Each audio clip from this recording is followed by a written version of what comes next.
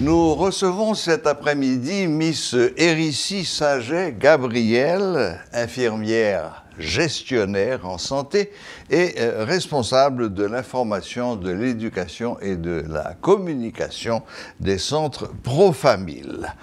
Bonsoir, Miss Gabriel. Bonsoir, Monsieur Serge. Bonsoir, chers téléspectateurs. Voilà. Bon, nous vous recevons aujourd'hui car je crois que les centres Profamil ont prévu une journée porte ouverte le 8 mars à l'occasion de la Journée internationale des droits de la femme. C'est bien ça? Effectivement. D'accord. Donc cette journée porte ouverte, c'est quoi? Les gens pourront aller faire des... Parce que je vois que vous êtes surtout intéressé au cancer du col de la matrice. Est-ce que ce sera l'occasion de faire des tests gratuits, par exemple, ou bien vous ferez un prix spécial? Comment ça se passe? Bon, il va y avoir un prix spécial. Étant donné que c'est la journée commémorative des droits de la femme, Oui. Et parmi les droits de la femme, le droit à la santé, c'est important. Bien sûr. La Profamil, qui est l'association pour la promotion de la famille haïtienne, offre des services en santé sexuelle et reproductive. D'accord. En ce sens, nous allons offrir un paquet de services à l'occasion de cette journée, disons à une somme modique. On aura le dépistage du cancer du col à la méthode rapide, IVA. Aussi, la consultation gynécologique, bien sûr, la planification familiale pour toute femme qui désire adopter une méthode. C'est ça, c'est ça. Alors, on rappelle rapidement les adresses de ces centres. Vous m'avez donné le petit dépliant de Profamil, donc j'ai les adresses sous les yeux. La première adresse, c'est le 136 avenue Martin Luther King. Ça se situe où dans l'avenue? Parce que l'avenue est longue. Oui, c'est vrai. Effectivement, je dirais de la zone tout près Natcom, à côté de l'église catholique Saint-Louis de France. Tout près de Natcom, à côté de Saint-Louis-Roi-de-France. Bon, ça c'est dans la zone... oui, d'accord. Plus précisément, c'est en face de la librairie La Pléiade. Ah, très bien, très bien. Très bien. Bon, ensuite, il y a une seconde adresse qui est à Delma 31, rue Edmond-Laforêt, numéro 8. Donc, Delma 31, tout le monde connaît. Vous m'avez confirmé que l'adresse que vous aviez à la Croix-des-Bouquets est fermée pour cause d'insécurité, j'imagine. Oui. D'accord. Et puis, vous avez aussi un centre à Jacmel. À Jacmel. À Jacmel. Donc, clinique Harry Borde, 133 rue Sainte-Anne.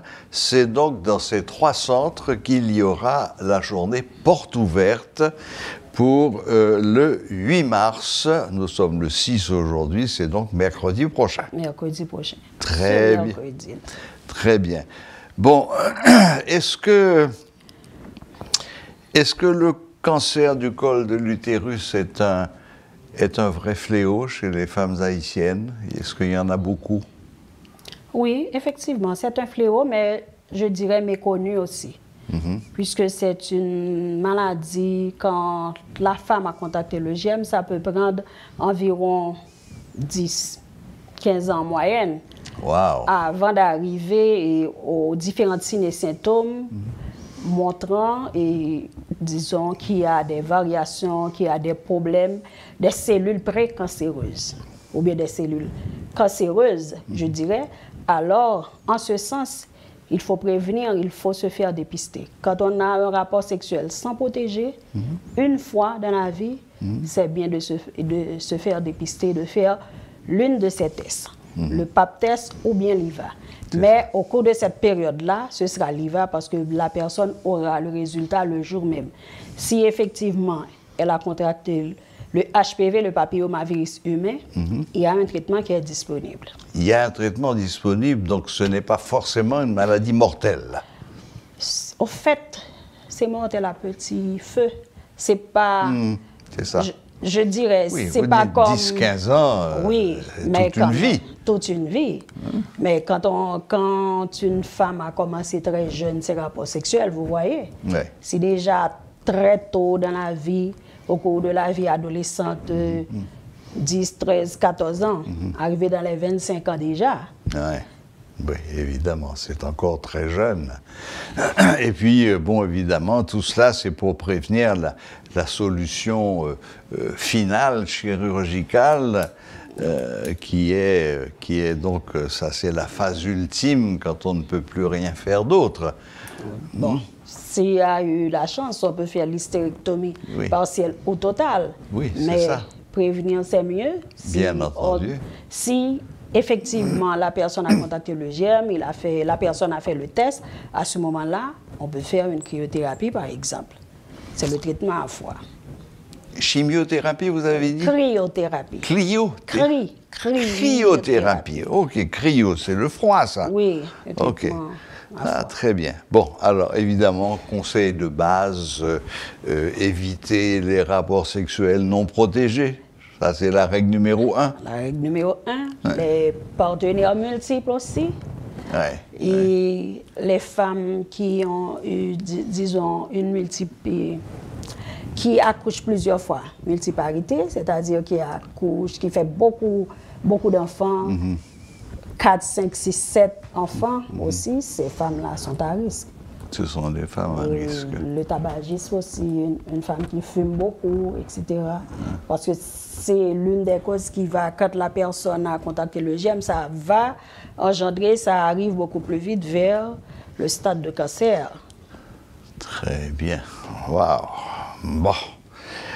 Alors, regardons un peu cette jolie brochure qui a l'air d'être parfaitement claire.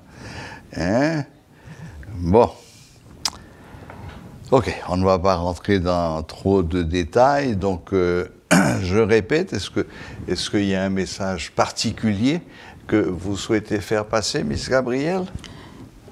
Oui, on encourage toutes les femmes qui ont eu un rapport sexuel non protégé doivent se faire dépister. C'est important de le faire tôt. C'est très, très important. J'encourage toutes les femmes à le faire parce que c'est très, très, très important. Parce que là, cette question de mortalité due au papillomavirus humain, c'est vraiment, c'est là, c'est criant. Il faut quand même... Alors, j'encourage les femmes. Très souvent, elles pensent à tout le monde, à la famille, à ses enfants, à son mari, et puis elles oublient, je dirais, soi-même.